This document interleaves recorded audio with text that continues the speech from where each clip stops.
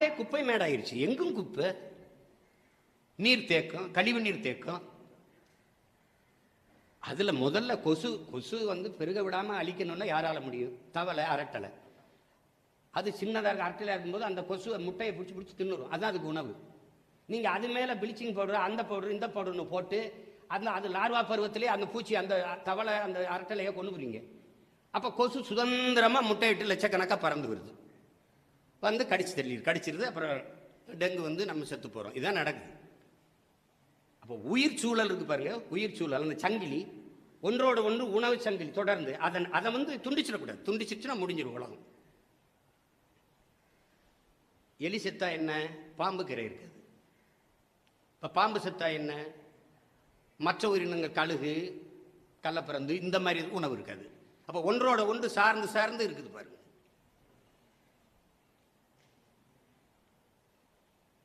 இரவுல ஆந்தை முழிச்சிட்டு வரும். ஆந்தைக்கு உணவு இந்த எலி, பாம்பு, இது போன்றது தான்.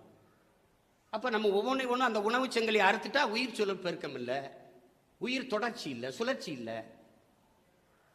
அப்ப நம்ம அழிவை நோக்கித்தான் நகருவோம். காக்கை செத்துட்டா என்ன, மைனா செத்துட்டா என்ன, சிட்டுக்குருவி செத்துட்டா என்ன, இப்படி யோசிச்சுட்டு இருந்தா என்ன? எல்லாம் செத்துட்டா நாம செத்துருவோம். காக்கை சாகும்போது பார்க்க நம்ம இருக்கோம், நாம சாகும்போது பார்க்க யாரும் இருக்க மாட்டான். காக்கையின் பயன் என்ன? அது தவசத்துக்கு சோறு வைக்கும்போது, அப்பா அம்மா இறந்துட்டா சோறு வைக்கிறது, அது சாப்பிட்றதுக்கு தானே காக்கை. எத்தனை மரங்கள், வேப்ப மரம் எவ்வளவு பழக்குது, எவ்வளவு பழுக்குது, எத்தனை பழத்தை கீழே கொட்டுது, வேருக்கு கீழே. ஒரு செடி முளைக்குதா? ஒரு வேப்ப மரம் கண்ணு முளைக்குதா? முளைக்காது. எப்போதும் முளைக்கும். காக்கை அதை தன் உணவுக்கு சாப்பிட்டு கழிவா போடணும். அந்த உடலுக்குள் போய் வரும்போது ஒரு வேதி மாற்றத்தை அடைஞ்சு அது முளைக்கிற திறனை பெறுது. இது இயற்கையின் விதி.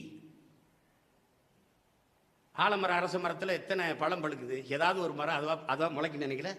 லட்சக்கணக்காக கீழே விழுந்து கிடக்கும். அரச மரத்துக்கு கீழே போங்க, முளைக்காது. அதை வௌவால் சாப்பிடணும், மைனா சாப்பிடணும்.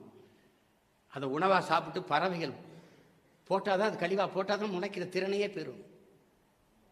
இது தெரியாம நீ காக்கா செத்தா என்னன்னு கேட்டா நான் என்ன சொல்றது சொல்லுங்க? நான் சொன்னேன், நீ கருமாதிக்கு சோறு வச்சு கத்துனா கூட சாப்பிட காக்கா வராதுன்னு. என்னை பார்த்து சிரிச்சான். ஒருத்தர் என்ன பண்றாரு, ஒரு காக்கையை எடுத்துக்கிறாரு. உண்மையிலே வலையொலியில் இருக்கு, நீங்க தட்டி பாருங்க. எடுத்துக்கிட்டு ஒரு வீட்டில் அந்த அம்மாவாசை அன்னைக்கு படையல் வைப்பாங்கல்ல, அதை இந்த வீட்டில் சாப்பிட விட்டு காசு வாங்கிக்கிறாரு. அடுத்த வீட்டுக்கு அந்த அம்மா வைக்கும்போது அதை சாப்பிட விட்டு காக்கையை வாடகைக்கு விடுறாருங்க. உண்மையிலே இருக்கு, வலையொலியில நீங்க தட்டி பாருங்க, இருக்கு. பார்த்துருப்பீங்க, பார்க்கலைன்னா அண்ணன் சொல்றதுக்காக பாருங்க.